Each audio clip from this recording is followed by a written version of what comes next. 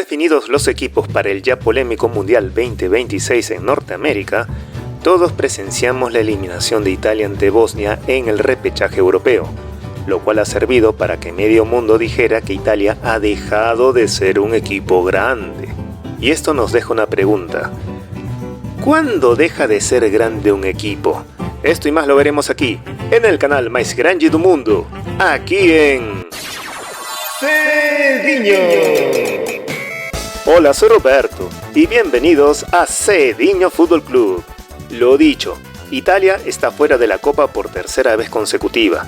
Y la verdad, cuando ocurren estas cosas, siempre recuerdo un refrán japonés: el pescado empieza a pudrirse desde la cabeza, lo cual ocurre con cualquier equipo en decadencia. Esto debido a la falta de previsión o exceso de corrupción de los pelotudos de los dirigentes y de allí hacia abajo, porque no hay criterios adecuados para escoger al DT, el DT no sabe armar un equipo, no se convocan los jugadores adecuados o los convocados no le ponen ganas, no se potencia el material existente, etc. Pero aún con todos estos problemas resueltos, quedan todavía expuestos a un desgaste natural. Como todo en la vida, es cíclico, nada dura para siempre.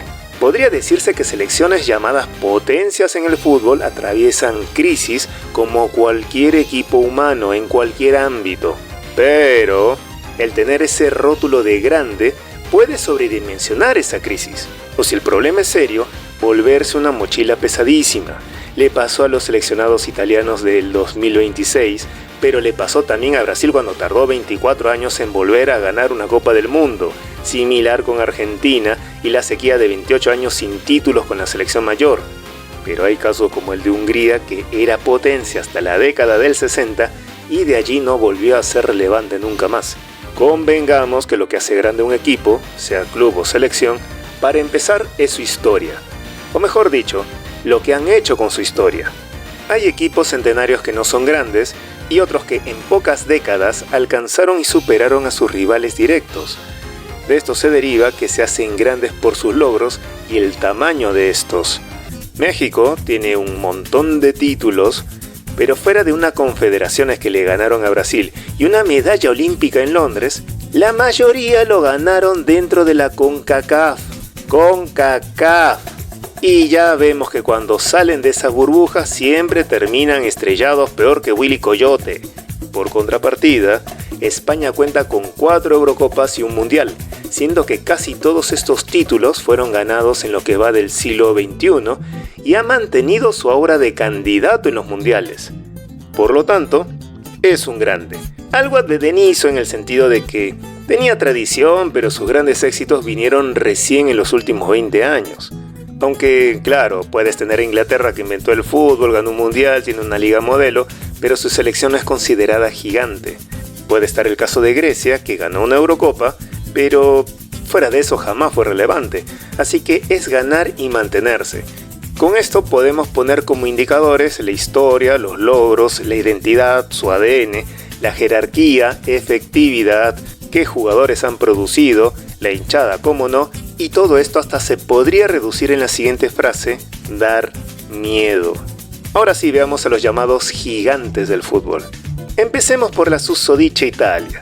Tetracampeona del mundo, 2 Eurocopas, organizó 2 mundiales, país futbolero por excelencia, rica historia, cuna de leyendas en cada posición, inventores del catenaccio, entrenadores legendarios, una liga considerada entre las 5 mejores del mundo. Todo eso que era motivo de orgullo se volvió una enorme mochila que cargaron sus jugadores y que efectivamente les pesó en los últimos años. Si no, revisemos los repechajes ante Suecia, Macedonia del Norte y ahora ante Bosnia.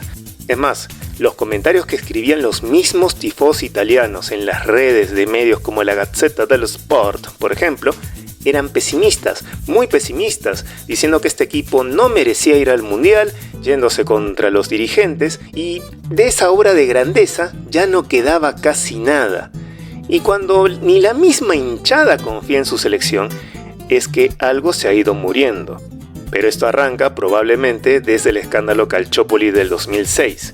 O sea, esto que remeció al fútbol italiano, hay miles de videos explicándolo. Además, se suma el auge de la Premier, la Liga Española, la Serie A fue bajando su relevancia, los equipos ya no dan la talla en competencias europeas, a lo más el Inter, el que más dio la cara en los últimos años, no han surgido delanteros de categoría, en general no han surgido relevos de categoría a los Pirlo, los Maldini, Chiellini, Totti, Del Piero, etc. O sea, como el mismo Del Piero dijo, hay una generación de italianos que no ha visto a su selección en un mundial. A ver, Italia tiene historia y logros, pero su identidad ha venido cambiando, no para bien, no están los recios defensas del pasado. O sea, la conclusión de esto es que es un grande, pero que hoy está besando la lona. Yo no digo que Italia esté muerta como selección grande, pero el volantazo lo tienen que pegar de una vez, porque de no hacerlo, les va a pasar lo mismo que Hungría. Hungría es el caso de un equipo del que se podía decir que era grande, que hasta los años 60 era comparable a la naranja mecánica de Cruyff o a la España de Del Bosque, porque de hecho fueron los precursores de ese estilo, de fútbol total, bien jugado. Llegaron a disputar finales, Italia 38, Suiza 54, ganaron el oro olímpico y sus jugadores icónicos como Puskás, Kostic, Kubala estaban en equipos top de Europa. Pero en este caso, su decadencia está relacionada con las turbulencias políticas, como la revolución húngara y las represivas políticas socialistas, aunque eso es otro tema. Pero el caso es que desde la década del 60 fueron apagando su brillo hasta quedar como un recuerdo. Por allí sale un Szoboszlai, algún destello en alguna competición europea, pero no más. Y esta es la primera cosa con la que asocian a Italia últimamente, convertirse en una Hungría 2.0. Pero es que en Italia mucho tiene que ver la desidia dirigencial, que a veces deja peores secuelas que una guerra. Argentina, por ejemplo, tuvo 28 años sin ganar nada con la selección mayor entre el 93 y el 2021, pero no se discutía su rango como selección grande. Brasil, lo mismo, estuvo 24 años sin ganar un mundial entre el 70 y el 94. Ahora también que no ganan un mundial desde el 2002. Pero ellos, por ejemplo, nunca dejaron de acudir a los mundiales. O sea, tenían su propia historia en Sudamérica, sus leyendas, incluso antes de organizar su primer mundial. Lo perdieron, pero sirvió para que se reinventaran, coincidiendo con la aparición de Pelé, entre otros, y sale todos los títulos, el pentacampeón que conocemos. Tuvieron golpes dolorosos, a veces tuvieron que sacrificar su identidad por efectividad, pero el juego bonito nunca estuvo ausente. Y ahora que estamos hablando antes de un nuevo mundial, han tenido que sacrificar la identidad, pero vamos, negar tu ADN se paga caro. Ahora hay una discusión, por ejemplo, de que si Neymar debería ser convocado dentro de un equipo lleno de atletas, pero sin ginga, sin yogo, sin magia. Y si no ganan en Norteamérica, ya serían 28 años sin campeonar un mundial. Y esto le incrementa la ansiedad a cualquiera. Y aquí ya se discute si Brasil volverá a dar miedo, cosa que ya era una alerta en Sudáfrica 2010, pero sobre todo desde el Mineirazo ante Alemania. Después tenemos equipos como Francia y Alemania. A ver, Francia es un grande. Antes incluso de su primera estrella mundialista en el 98, tenía una Euro ganada, historia, jugadores, y en este momento mantiene lo que países como Brasil están olvidando, que es inspirar miedo, lo que les digo. Pero esto no parece aplicar para Alemania. A ver, Francia, luego de ser finalista del mundo, al mundial siguiente ha tenido una caída estrepitosa, salvo en Qatar, donde Mbappé carreó el equipo y casi hace la épica del bicampeonato consecutivo. Pero Alemania, que justamente se caracterizaba por inspirar miedo, después del tetra conseguido en Brasil 2014, como que se desdibujó, al punto de ser eliminado en fase de grupos en Rusia y Qatar. Y no es que no tenga nombres, pero le cuesta revalidar esa jerarquía.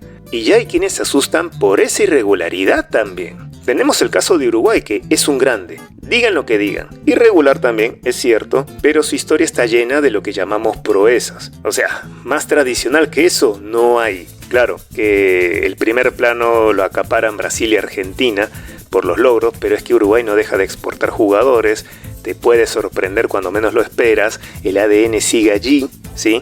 Pero el chiste de que son dinosaurios, nos guste o no, tiene una base. Y la condición de grande hay que revalidarla. De Inglaterra, ya lo mencioné, digamos que jamás se afirmó como gigante. O sea, es animador pero nunca candidato. Digamos, es un grande de segundo orden. Y después tenemos el caso de Holanda, que es muy especial, porque salvo la Euro del 88, jamás ganaron nada. Son los virgos mundialistas por excelencia. Pero fuera de eso tienen todo lo demás. Tradición, identidad, hinchas, jerarquías, el país que parió a Johan Cruyff. Pero todo el tiempo es como el 74. Podría decirse que son parte de la nobleza del fútbol, pero aún no tienen una corona. Son grandes sin serlo formalmente, digamos, son engrandecidos, mientras otros son agrandados, pero también eso es otra historia. Así que podemos decir que hay grandes y grandes. Pero cuando falla el factor de dar miedo, esto es que no alcanza solo con ganar con la camiseta, el equipo no tiene idea de juego y los logros no se van continuando en el tiempo, algo muy grave puede estar pasando. Se puede recuperar el rumbo, pero hay que hacerlo antes que sea demasiado tarde y aplica para cualquiera. Cediño.